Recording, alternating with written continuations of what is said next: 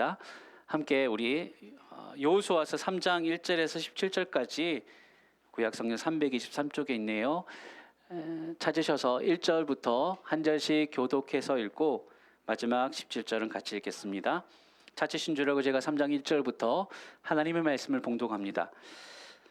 또 여호수아가 아침에 일찍이 일어나서 그와 모든 이스라엘 자손들과 더불어 시딤에서 떠나 요단에 이르러 건너가기 전에 거기서 유숙하니라.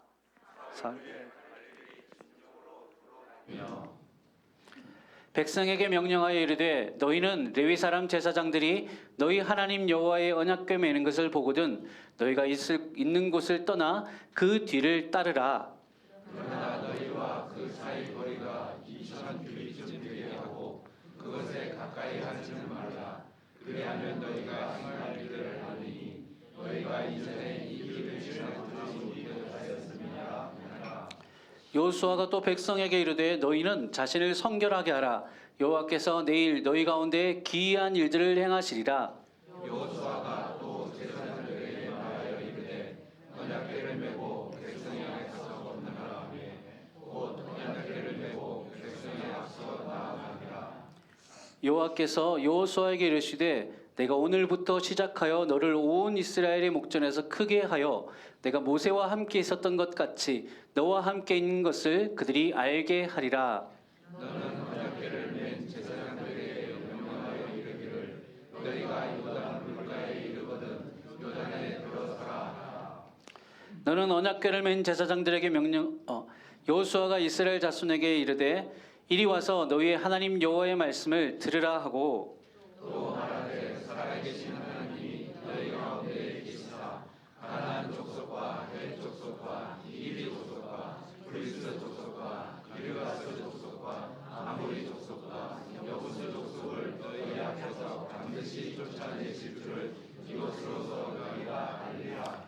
보라 온 땅의 주의 언약궤가 너희 앞에서 요단을 건너가나니 이제 이스라엘 지파 중에서 각 지파에 한 사람씩 12명을 택하라. 온 땅에 여호와의 궤를 맨 제사장들의 발바닥이 요단물을 밟고 멈추면 요단물 곧 위에서부터 흘러내리던 물이 끊어지고 한 곳에 쌓여 서리라. 백성이 요단을 건너려고 자기들의 장막을 떠날 때에 제사장들은 언약궤를 메고 백성 앞에서 나아가니라. 요단이 곡식 거두는 시기에는 항상 언덕에 넘치더라. 궤를 맨 자들이 요단에 이르며 궤를 맨 제사장들의 발이 물가에 잠기자 곧 위에서부터 흘러내리던 물이 그쳐서 사르단에 가까운 물이 멀리 있는 아담 물들에 이르니라. 한 곳에 쌓이고 아라바의 바다 영해로 가며 흘러가는 물은 온전히 끊어지매 백성이 여리고 앞으로 바로 건너세. 17절 같이 읽겠습니다.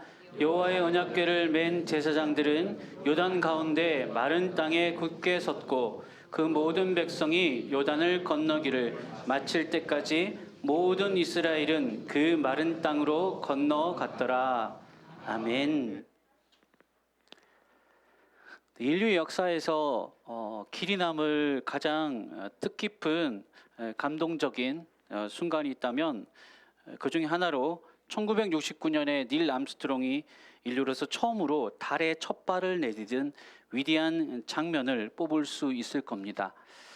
달에 발자국을 찍으면서 이 닐 암스트롱이 남긴 위대한 말이 있죠. 유명한 말인데요. 바로 이겁니다. 이것은 한 명의 인간에게는 작은 한 걸음이지만 인류에게는 위대한 도약이다 라는 말을 남겼습니다.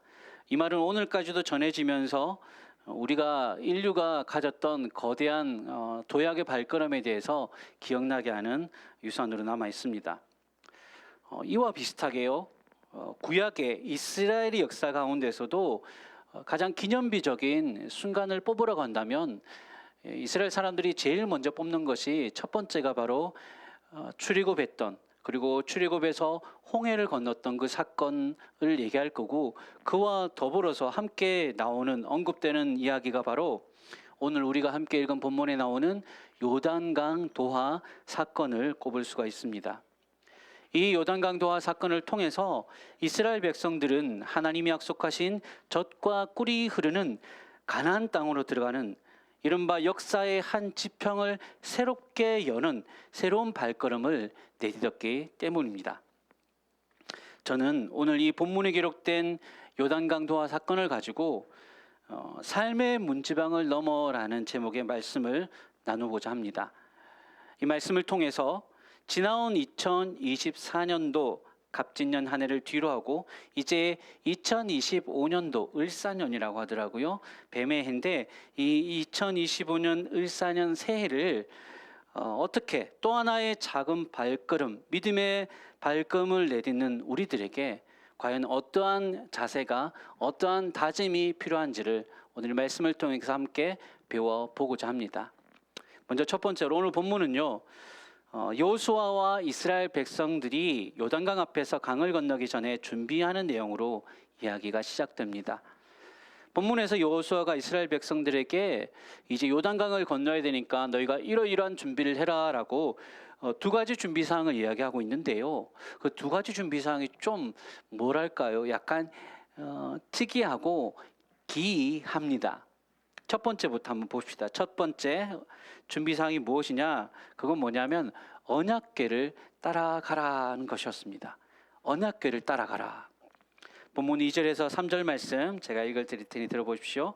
사흘 후에 관리들이 진중으로 두루다니며 백성에게 명령하여 이르되 너희는 레위 사람 제사장들이 너희 하나님 여호와의 언약궤 매는 것을 보거든 너희가 있는 곳을 떠나 그 뒤를 따르라. 언약궤 매는 것을 보거들랑 그 뒤를 따라가라는 말입니다. 사실 지금 이스라엘 백성들 앞에 닥친 이 상황, 요단강을 건너야 되는데요. 지금 이 문제는 사실 만만치가 않았어요. 왜냐하면 그들이 건너가야 되는 요단강의 상태 때문입니다. 원래 여러분 저는 가보지 않았지만 성지순례 가보신 분들이 아주 성지순례 가서 첫 번째로 실망하는 게 뭐냐면 요단강 보고 실망한대요. 요단강 막 생각했는데 가보면요 애게하고 이제 쫄쫄쫄쫄 흐르는 시냇물 같거든요. 보통은 평상시에 요단강은 깊이가 낮은 곳은 50cm, 깊은 곳은 약 2m에서 3m 정도 되는 깊이고요. 폭은 최대 30m 정도 되는 정말 조그만 강이에요. 얕은 곳은 그냥 사람이 길목만 잘 잡으면요, 그냥 이렇게 발로 그냥 첨벙첨벙 되면서 그렇게 그냥 건너갈 수 있는 그런 강이 요단강이에요. 그런데 문제는 지금 이들이 도착한 시기가 문제예요. 이 시기가 본문에 보시면 15절 상반절에 보면요, 요단이 곡식 거두는 시기에는 항상 언덕에 넘치더라라고 했거든요. 여기서 곡식 거두는 시기라는 말은 뭐냐면 우리나라 달력으로 치자면 3월에서 4월쯤 되는 봄철입니다. 이때는 북쪽에 있는 산들에서 눈이 녹아내리고 또 봄철에 내리는 이른 비가 합쳐져 가지고 이 요단강이 처음에는 그냥 평소에는 쫄쫄쫄쫄 흐르는 시냇물이다가 이때만 되면 완전히 그냥 홍수를 만난 것처럼 엄청나게 범람하는 그런 시기였어요. 사람이 모르는 도저히 건널 수 없는 그런 강이 되어버렸다. 지금 이게 이스라엘 백성들 앞에 맞닥뜨린 요단강의 상태였어요. 원래 그런 강이 아닌데 하필 그들이 갔던 시기가 1년 중 요단강이 제일 거칠게 범람해서 사람이 도저히 건널 수 없는 그런 상태에 있는 그 시기였다는 겁니다. 자, 그런데 지금 이러한 상황에서 여러분 어떻게 해야 돼요? 나무를 구해다가 뗏목을 만들든지 무슨 방법을 만들어야 되는데 지금 방법이 아니라 지금 뭐라고 말합니까? 언약궤가 보이거든 일어나서 따라가라. 이게 뭐죠? 그러다가 언약궤 따라가다가 다 물에 빠져 죽으면 어떡하라고?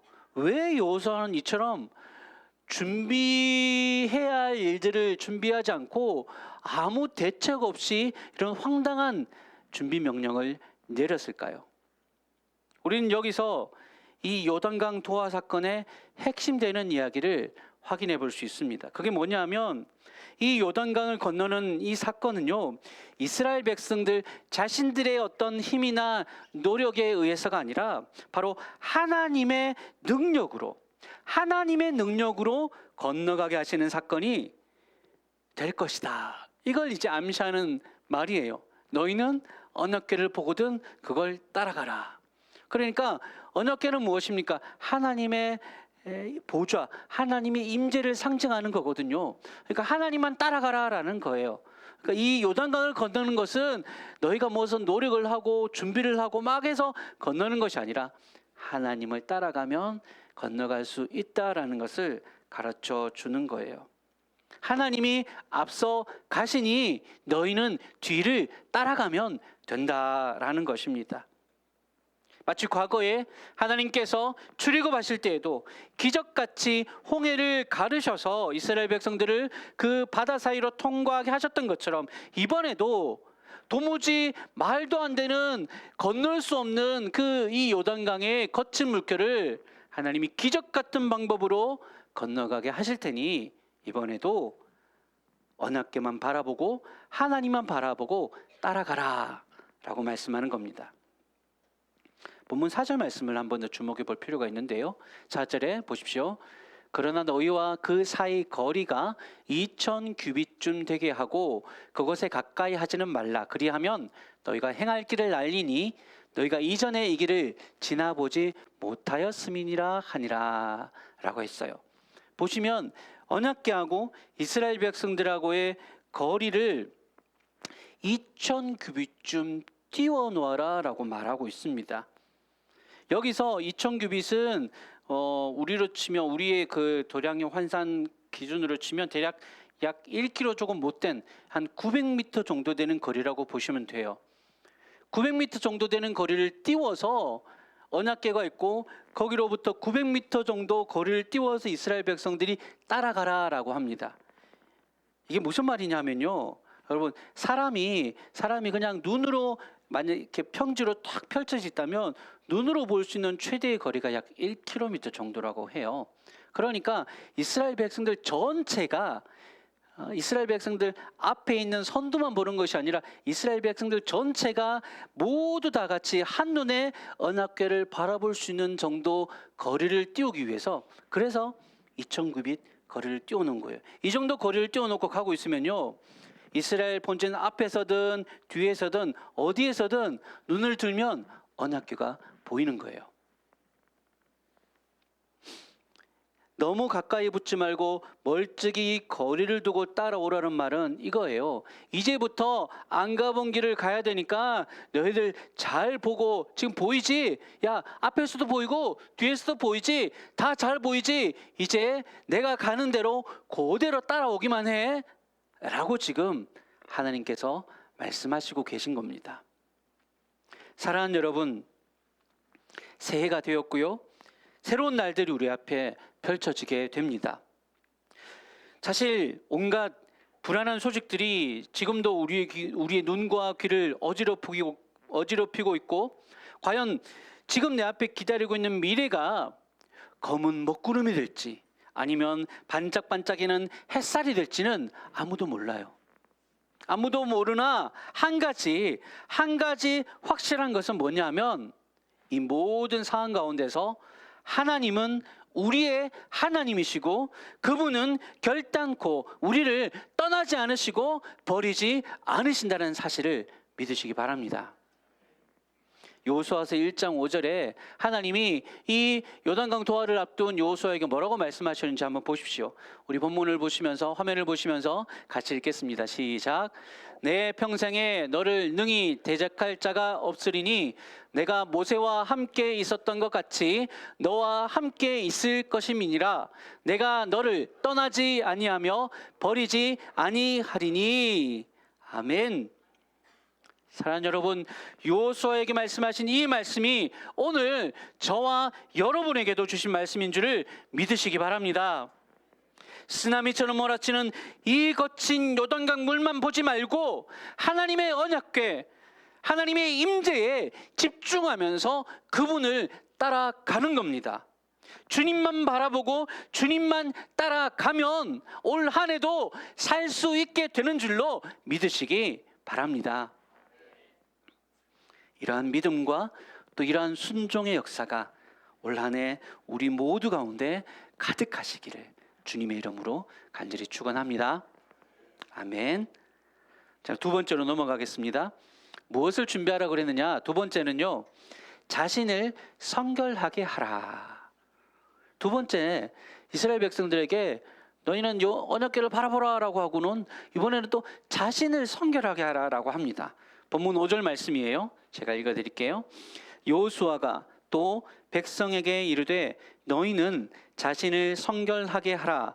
여호와께서 내일 너희 가운데에 기이한 일들을 행하시리라. 아멘. 자, 여러분 보십시오. 이스라엘 백성들에게 두 번째 내려진 기이한 준비는 바로 자신을 성결하게 하라는 것이었어요. 성결하게 하라는 것은 자기 자신 안팎으로 살펴서 부정한 것들을 멀리하고 하나님 앞에 온전히 바로 서 있으라는 뜻입니다.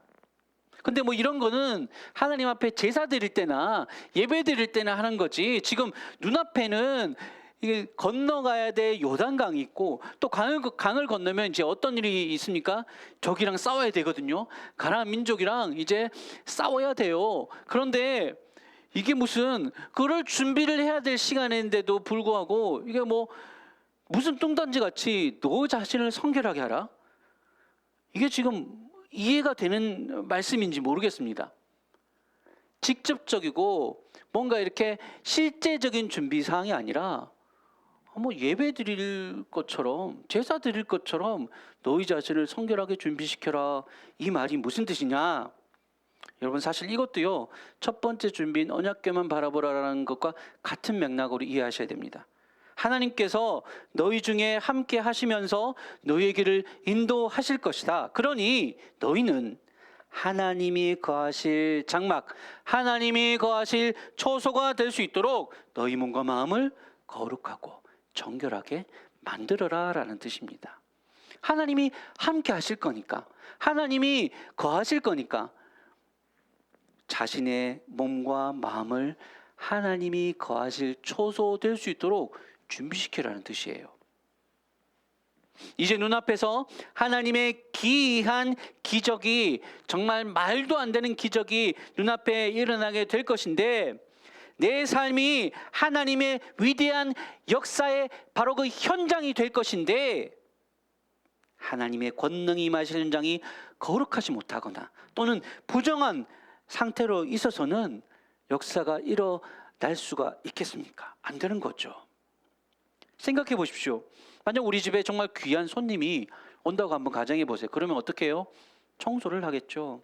제가 군대 있을 때 뭐 사단장이나 뭐 이런 사람 온다 그러면 막 진짜 그냥 막 아스팔트에 붙은 껌자국까지 떼면서 정말 막 아주 그냥 반질반질하게 길을 이제 닦아놓고 막 그런 적이 있습니다.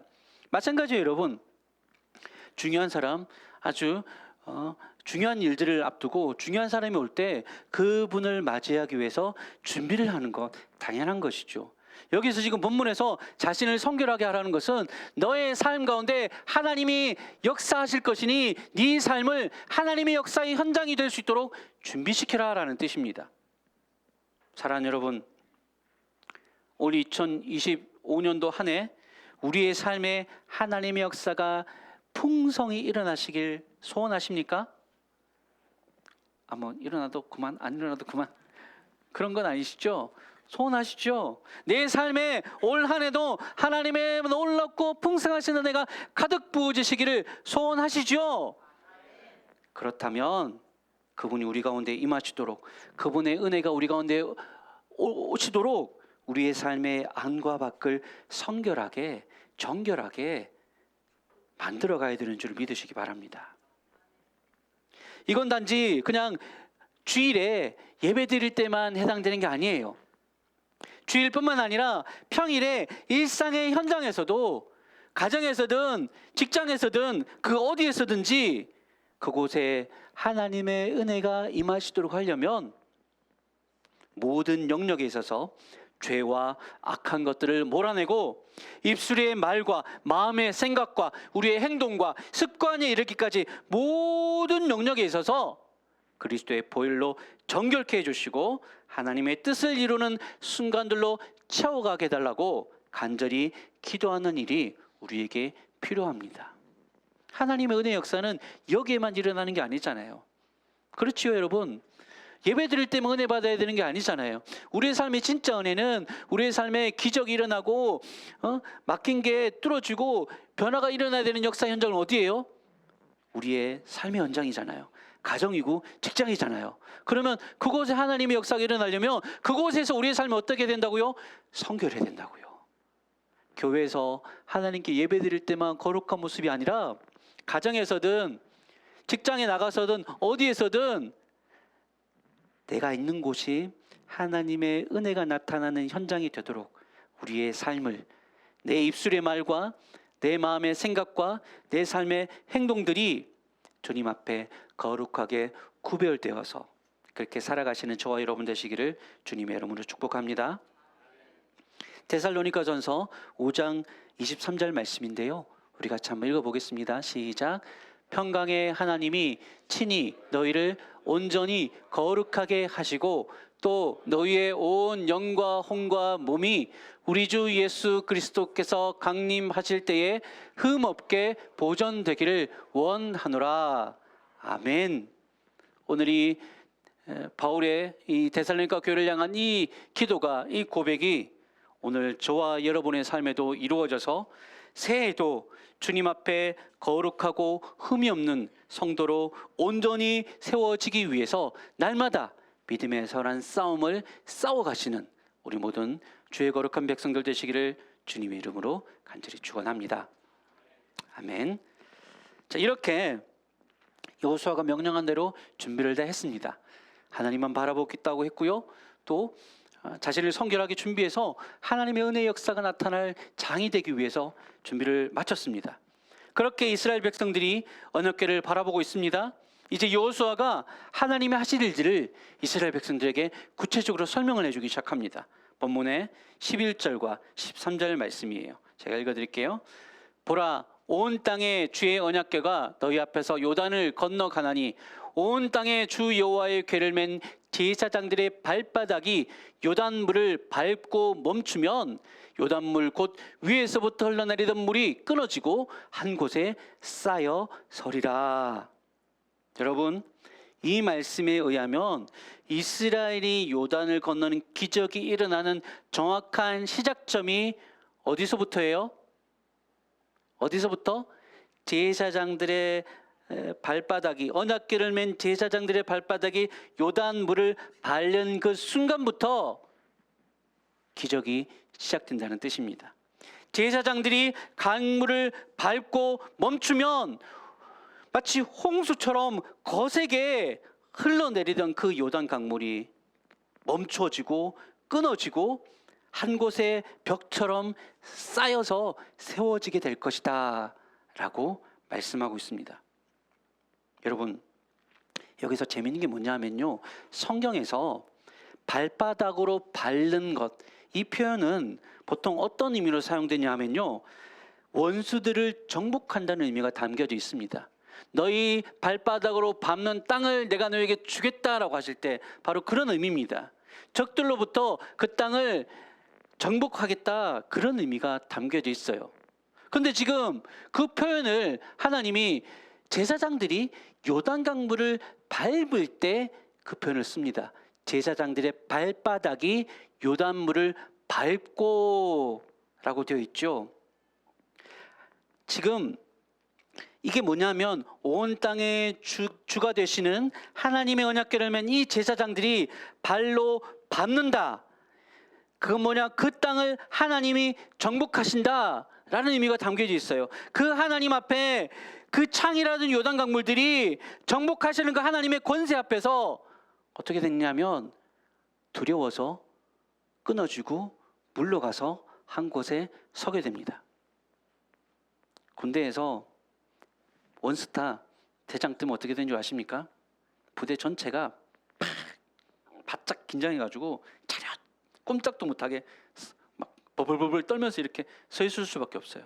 자, 지금 온 땅의 주가 되시는 만군의 여호와 하나님의 언약궤, 그 하나님의 임재를 상징하는 언약궤가 요단강물을 발바닥으로 밟았더니 어떤 일이 일어나느냐? 요단물이 놀라가지고 그 거칠게 정말 천지를 집어삼킬 듯이 흘러내려오던 그 요단강 물이 놀라가지고 뒤로 물러나고 차렷 자세로 쌓여가지고 벌떡 이렇게 서 있게 되었다라는 거예요.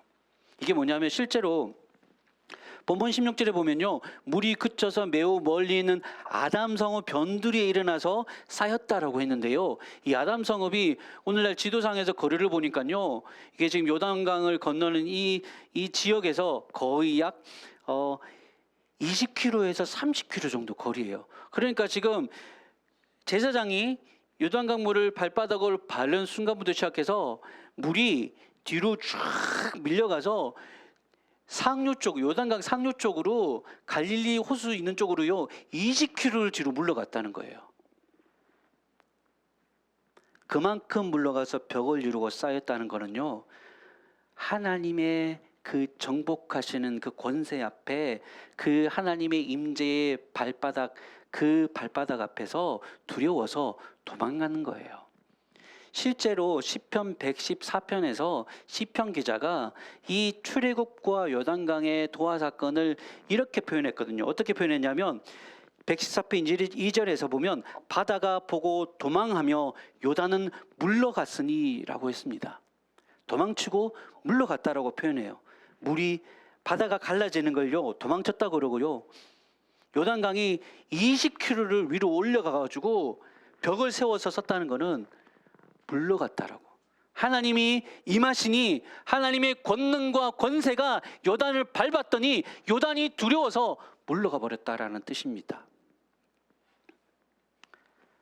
사랑하는 여러분, 이게 오늘 우리에게 무슨 의미가 있느냐?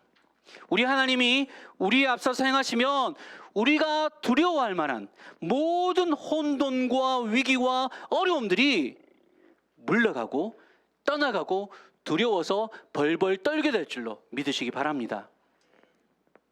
하나님이 우리를 위하시면 그 누구도 그 무엇도 우리를 해할 수가 없습니다. 그리스도께서 십자가에서 이루신 승리가 우리의 삶에 선포될 때, 우리가 십자가 의지에서 그 이름 선포하며 예수 그리스도 이름으로 나아갈 때 사단의 권세는 두려워서 떠나가고 우리의 삶에 온전한 자유가 임하게 되는 줄로 믿으시기 바랍니다. 여호수아서 3장 17절, 오늘 마지막 구절인데 한번 보세요. 뭐라고 되어 있는지 같이 읽겠습니다. 시작. 여호와의 언약궤를 맨 제사장들은 요단 가운데 마른 땅에 굳게 섰고 그 모든 백성이 요단을 건너기를 마칠 때까지 모든 이스라엘은 그 마른 땅으로 건너갔더라. 아멘. 여기 보시면요, 이게 조금 순서가 좀 이렇게 어색하게 되어 있는데 원래 의미가 뭐냐면 이스라엘 모든 백성이 요단을 건너가기를 마칠 때까지 여호와의 언약궤를 맨 제사장들이 요단 한가운데 자기들이 밟았던 마른 땅에 굳게 서 있었다라고 말하고 있는 겁니다. 보십시오. 하나님께서 자기 백성들이 요단을 다 건너갈 때까지 그 요단을 밟고 꼼짝 못하도록 밟고 요단이 자기 백성들, 하나님 백성들을 해하지 못하도록 막아서서 지키고 서 계셨다는 겁니다. 지금도 부활하신 우리 주님께서 십자가에서 사망의 권세를 이기시고 마귀의 머리를 밟으시고 굳게 서 계셔서 저와 여러분 우리를 올 한 해도 지켜 주실 줄을 믿으시기 바랍니다. 주를 힘입고 나가는 모든 이들이 바로 이러한 주님의 보호하심을 경험하면서 세상이 감당하지 못하는 믿음의 역사들을 만들어가게 될 줄로 믿습니다. 이러한 믿음이, 이러한 용기가 이 한 해를 주님과 함께 주님지를 따라 성결한 삶으로 살아가기로 다짐하는 저와 여러분 우리 모두에게 가득하시기를 주님의 이름으로 간절히 축원합니다. 아멘. 말씀 마무리하겠습니다. 여러분, 오늘 말씀의 제목은 삶의 문지방을 넘어라는 말씀입니다. 문지방은 집의 안과 밖을 나누는 구분점이죠. 문지방이 있으면 이쪽은 문지방 안쪽은 집 안이고 문지방 밖은 집 바깥이에요. 안과 밖을 나누는 구분이 문지방입니다. 익숙한 것과 익숙하지 않은 것, 안전한 것과 안전하지 않은 것을 구분하는 지점이 바로 문지방입니다.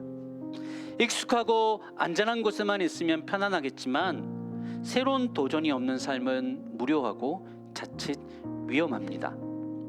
새해에는 우리 주님과 함께 삶의 문지방을 넘어 믿음의 귀한 도전들을 하실 수 있게 되기를 주님의 이름으로 소원합니다. 비록 작은 발걸음일지라도 훗날 내 삶에서 그때 내가 내딛었던 그 도전의 발걸음들이 위대한 발걸음이었다, 위대한 도약의 순간이었다라고 고백할 수 있도록 올 한 해 우리 주님과 함께 믿음으로 한 걸음 한 걸음 나아가는 성도들 다 되시기를 간절히 소망합니다. 아멘. 우리 말씀을 생각하시면서 바로 우리 성찬의 자리로 같이 나아가도록 하겠습니다.